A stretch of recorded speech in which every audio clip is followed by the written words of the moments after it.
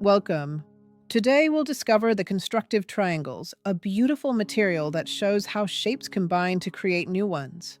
These triangles vary in size, color, and shape: equilateral, isosceles, right-angled, and scalene. Invite the child gently. Would you like to see how triangles can make new shapes? Choose two triangles. Place them carefully edge to edge. Pause. They form a square. Try again. Arrange the triangles to make a rectangle, then a larger triangle, then a new shape entirely.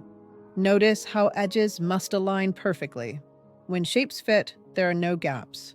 Invite the child to explore independently. Hands discover what words do not explain. The control of error is visual. Gaps or overlaps show when pieces do not belong together.